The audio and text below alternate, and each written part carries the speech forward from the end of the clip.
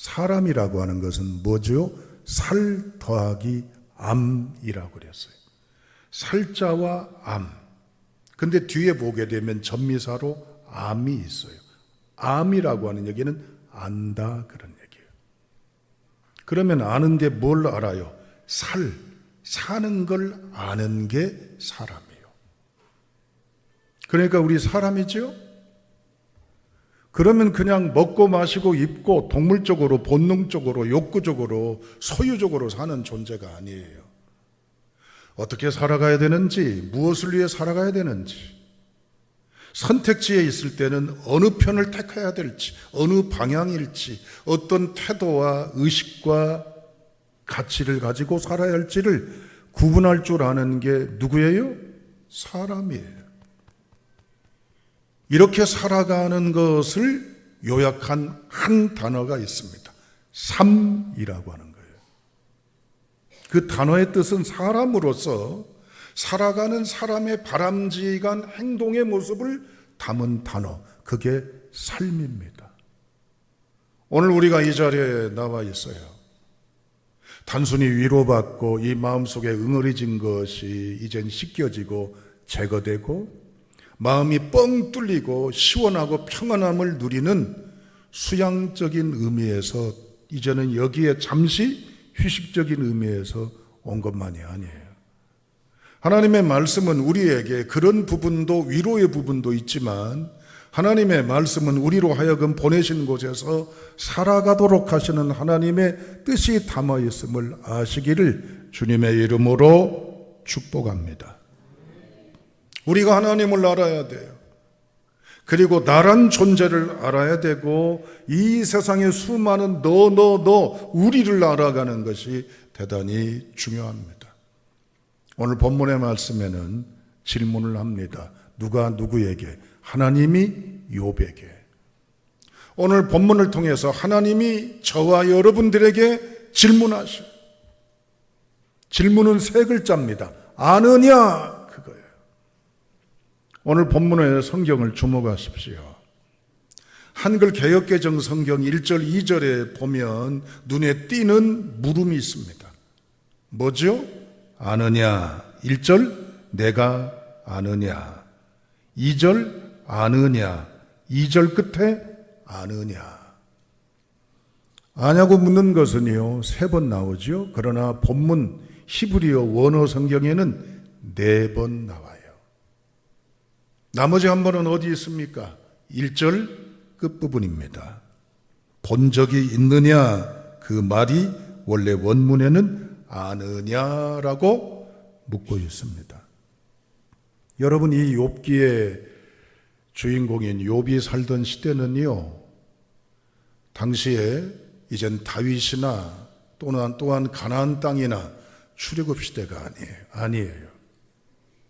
그보다 훨씬 성경 주석가들, 연구가들에 의한 역사적인 사실을 보면 창세기 시절이에요. 창세기 시절의 어느 시대? 아브라함, 이삭, 야곱 등장하는 족장 시대입니다. 그러니까 엄청난 호랑이 담배 피던 시절이라는 오래된 세월을 우리말로 그렇게 표현을 하잖아요. 굉장히 오래된 고대 시대입니다. 그런데 욥을 보면서 제가 놀라는 게 있어요. 욥은 우리가 상상할 수 없었던 탁월한 지식이 그에게 아는 것이 가득합니다. 이를테면 광물학, 해양학, 우주공학, 수산학, 기상학, 천문학, 생물학, 자연학, 학자가 붙으니까 대단하죠. 맞습니다. 고대 족장시대에 살던 욥은 우주를 보면서도 신묘막측한 걸 연구하고 아는 선언을 합니다. 광물을 통해서도, 해양의 여러 여건을 통해서도, 우리가 잠시 후에 상고할 내용이지만 동물들의 여러 속성을 통해서도 담아있는 신비를 발견하고 선언할 정도입니다. 오늘 이 본문의 말씀에 보게 되면 욥은요 현미경으로 들여다보듯이 놀라운 산 증언을 하고 있습니다. 39장 1절을 보십시오. 산염소, 암사슴이란 말이 나와요. 벌써 동물만 놓고 보더라도 두 종류잖아요. 그런데 38장 39절부터 39장 30절까지 보면 동물 10종류가 나옵니다. 이 10종류에는 들짐승이 6종류, 하늘을 날아다니는 새 종류인 조류가 4종류입니다. 등장하는 대로 소개하자면 그렇습니다. 사자, 까마귀, 산염소, 들사슴, 들나귀, 들소, 타조, 말, 매, 독수리. 들짐승은 뭡니까? 이 중에 사자, 산염소, 들사슴, 들나귀, 들소, 말입니다. 날짐승은 까마귀, 타조, 매, 독수리. 오늘 39장에도 쭉 이어져 가고 있어요. 38장에서부터 39장까지 나오는 주된 핵심어는 아느냐라고 하는 거예요. 여러분 여쭤볼게요. 우리 등장하는 동물들은 나름대로 친숙한 것도 있고 아니면 생경한 것도 있긴 해요. 그런데 아세요? 그들의 특성, 그들의 살아가는 생태 메커니즘, 체계적인 시스템을 여러분 알고 계시냔 말이에요. 우리가 아무리 똑똑하고 대단한 것 같아도 모르는 게 지천에 하다 합니다. 오늘 1절을 주목하십시오. 내가 아느냐 하야다 으타로 나와요. 2절의 끝에 보면 아느냐, 그 낳은 때를 아느냐, 외하다 으타, 히브리어 말입니다. 그리고 1절에 보면 새끼 낳는 것을 내가 본 적이 있느냐, 그 말이 아느냐 말인데 티시모로. 2절에 만삭되는지 아느냐, 티시포로. 다시 한번 읽어드릴게요. 하야다 으타, 외야다 으타, 티시모로, 티시포로. 들어볼 때 우리는 히브리어는 모르지만 약간의 엇비슷한 단어들이 포함되어 있죠? 하야다 으타, 외야다 으타, 티시모루, 티시포루. 4개가 나오지만 2개씩 짝을 지어 있어요. 여기 보게 되면 하야다 으타, 외야다 으타는 이 말의 어근은 야다 그 말이에요. 안다는 얘기예요. 이 말을 얼마 전에 설명을 드렸잖아요. 세상에 선남 선녀가 다 있습니다. 남녀가 있지만 나란 존재를 가장 잘 아는 대상은 누구일까요? 저는 남자니까 부인일 수도 있고 바꿔 말하면 남편일 수도 있습니다. 남들은 나를 보고요 젠틀맨이라 할 수도 있어요. 그러나 저의 속속들이를 아는 같이 사는 존재는 저를 보고 4글자 평생 왼수라고 할 수도 있어요. 바꿔 말하면 남들은 속도 모르고 내 부인을 요조숙녀라고 말할 수 있어요. 그런 남편이 볼 때는 뭐요? 똑같은 말, 평생 왼수라고 말할 수도 있어요. 남들은 외곽에서 어느 일정 부분만 알지 그 사람의 실체 정체를 몰라요. 왜? 같이 만나서 접촉하지 못했기 때문에 그래요. 쉽게 말하면 이야기입니다. 암사슴이나 여기 나와 있는 산염소가 어디에 사는지 아냔 말이에요. 하나님이 묻는 거예요. 네가 똑똑해? 네가 많이 알아? 네가 대단해? 짐승 하나에 대해서 네가 안다면 얼마나 알아? 또한 티시모루, 티시포루라고 하는 것은 계산한다, 헤아린다 그런 뜻이에요. 이 두 짐승이 새끼를 갖게 되고 임신을 하게 되고 어느 때 해산하는지 그 날짜를 알게 되고 언제 낳는지까지도 네가 아느냐라고 하는 거예요.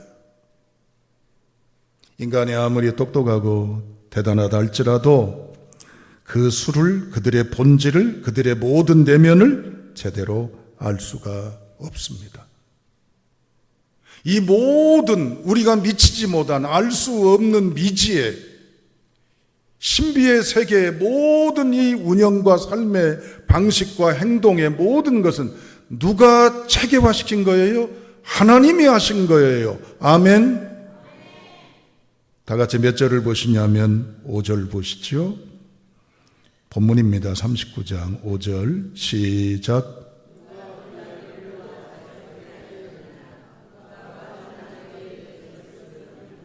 이제는 넘어가서 8절 읽어보시죠. 8절입니다. 시작.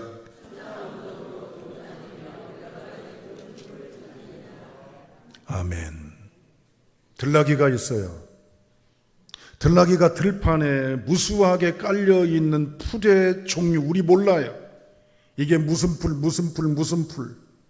풀의 종류도 모를 뿐만 아니라 들나귀는요, 그것이 어떤 것이 본인들에게 유익한지 맛있는지 이것이 싱싱한지 나름대로 구분을 어떻게 해요?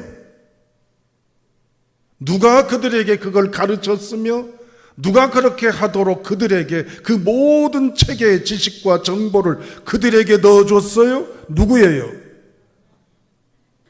그 다음에 보시죠. 13절 읽어보겠습니다. 시작.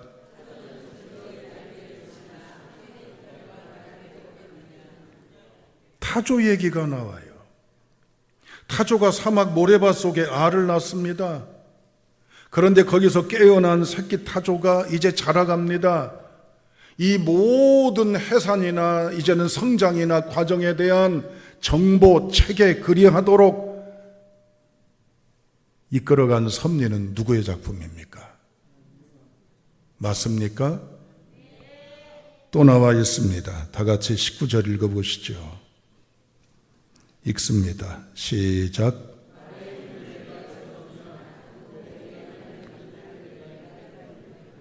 네, 19절부터 25절까지 무엇에 대한 얘기입니까? 말에 대한 것입니다.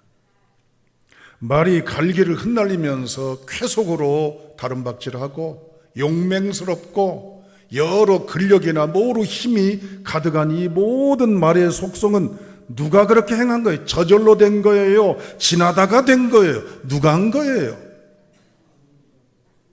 하나님이 하신 것을 믿으십니까? 그 다음에 마지막으로 26절입니다. 읽습니다. 시작.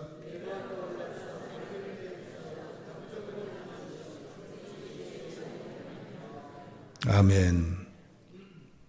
여러분, 매라든지 독수리에 상승 기류를 타고 높이 하늘로 솟구쳐 오르고 바위나 여러 위태로운 곳에서도 생존하고 살아가는 삶의 모든 모습들은 누가 그들에게 하도록 시킨 거예요? 맞습니다. 철새가 이동을 하는 이 방향도 행선지의 거리도 정한 그곳의 이젠 지역도 누가 알게 하신 거고 누가 하게 하신 겁니까? 오늘 우리는 자연 공부하는 게 아니에요. 하나님 묻고 있습니다. 산염소나 이젠 암사슴이나 낙이나 들나귀나 타조나 독수리나 이 모든 철새들의 모든 살아가는 삶의 모든 과정과 모든 것들은 누가 했는지 네가 아느냐라고 묻고 있습니다. 이 눈으로 세상을 보십시오. 꽃 한 송이에도 길거리에는 돌멩이 하나에도 하늘을 날아다니는 이 많은 새들도 또한 아시다시피 옥수수나 감자 한 알이나 이 모든 것 속에 담아있는 이 놀라운 생명의 비밀은 네가 안다면 얼마나 아냐고 하나님이 묻습니다.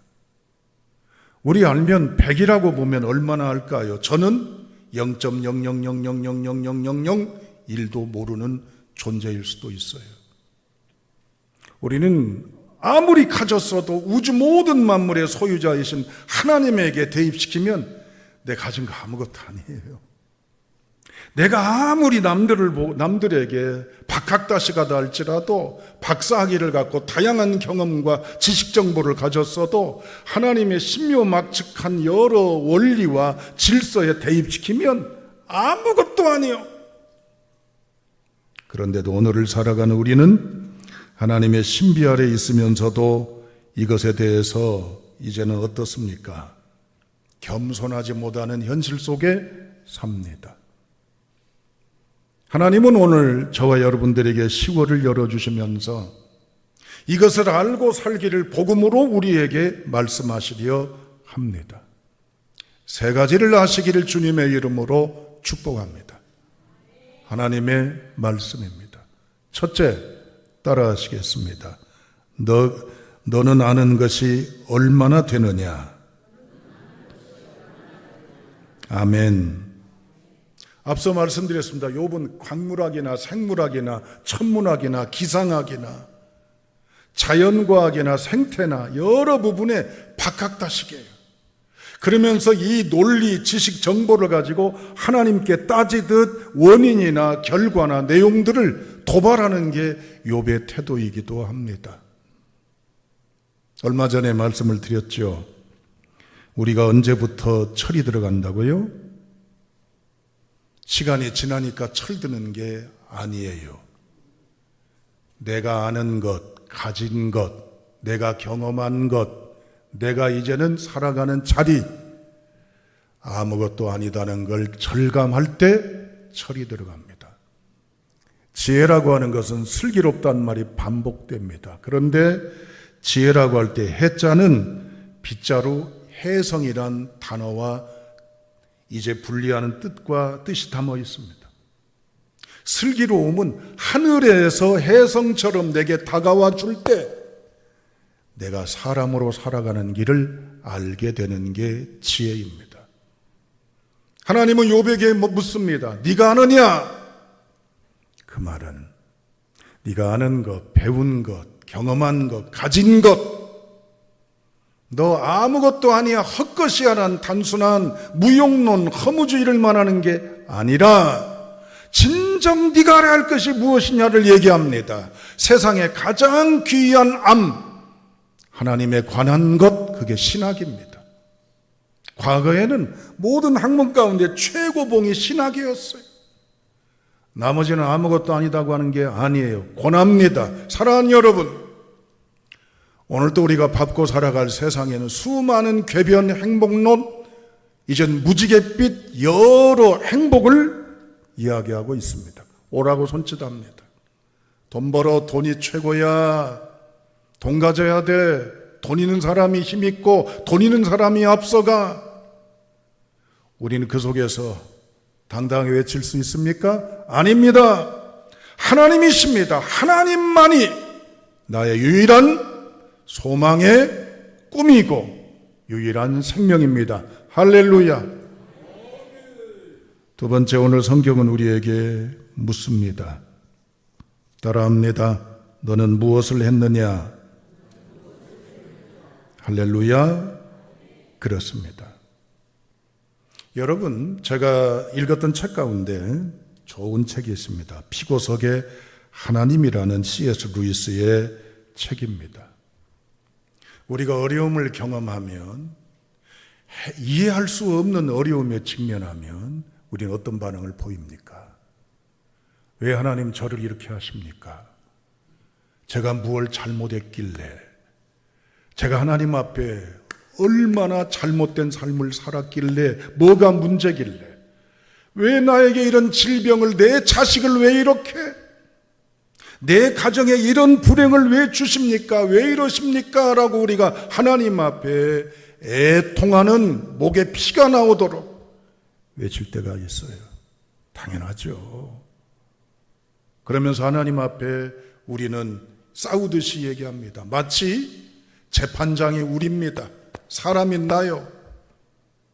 피고석에, 죄인석에 누구를 앉혀요? 하나님을 앉혀요.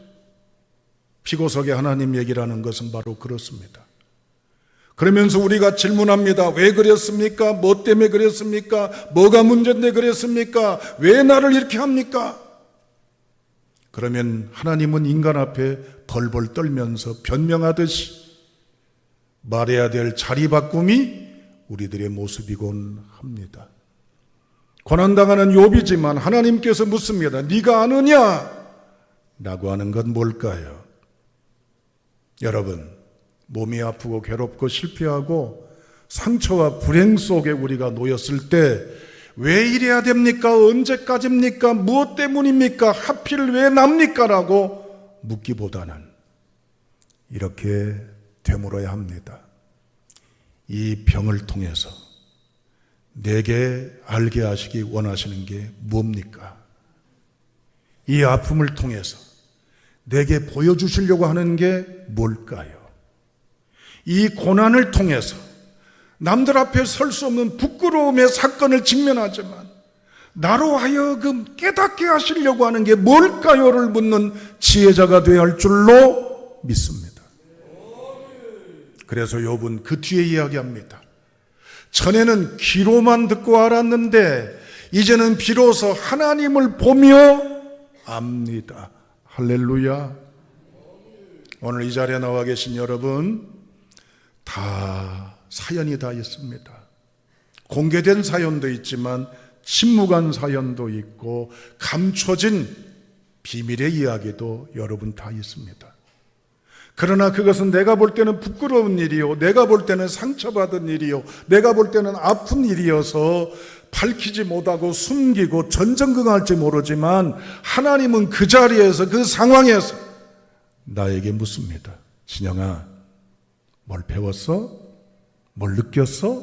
뭘 알게 되었어? 뭘 보았어? 우리는 이 질문 앞에 답할 수 있어야 될 줄로 믿습니다. 마지막 세 번째 따라하시겠습니다. 누가 너를 돌보느냐? 아멘. 여러분 1절부터 쭉 이 39장에 보면은요, 들짐승, 날짐승들이 쭉 소개가 되잖아요. 네가 아냐는 것은 정보, 상식, 단순히 그런 게 아니에요. 네가 모르는 이 들짐승들도 날짐승들도 다 살아가는 시스템, 메커니즘을 주었다. 누가? 내가. 네가 아무리 모른다 할지라도, 아무리 네가 형편없고 보잘것없고 네 스스로 고개 숙이고 패배자라고 실패자라고 불행의 인생이라고 낙인 찍을지 모르지만 따라합니다. 나는 너를 사랑한다. 나는 너를 이끌어간다. 나는 너를 보호한다. 아멘. 혹시라도 지난 일주일 동안 지옥 같은 인생을 살으셨습니까? 점점 통증이 심해가는 질병 앞에서 차라리 이러려면 죽는 게 낫다는 탄식으로 절망의 끝자락을 보신 분들 계십니까? 사방을 둘러봐도 손뻗을 사람, 찾아갈 사람, 하소연할 사람이 없다는 절박감 속에, 허무함 속에 계신 분들이 여러분 이 자리에 혹시 계십니까? 하나님 말씀하십니다. 네가 수준이 미달이어도, 네가 세상에서 욕을 얻어먹는 사람이어도, 실패자라도 불행자라도 나는 너의 생명의 하나님이니 내가 너를 보호하리라, 책임지리라, 살리리라, 일어서게 하리라. 이 말씀을 붙들기를 주님의 이름으로 축원합니다. 여러분 아시기를 주님의 이름으로 축복합니다. 내가 부족함을 아십시오. 그러니까 하나님이 계셔야 돼요. 필요해요. 두 번째, 내가 깨달았으니까, 비록 치른 대가는 많을지라도 내가 알게 되었으니까, 그래서 하나님을 붙잡아야 돼요. 내가 비록 연약 속에 있다 한다 할지라도 그럼에도 떠나지 아니하는 하나님의 사랑이 나와 함께 하심을 붙들고 강하고 담대한 믿음으로 10월을 행진해 가시는 저와 여러분 될 수 있기를 주님의 이름으로 축원합니다. 기도하시겠어요?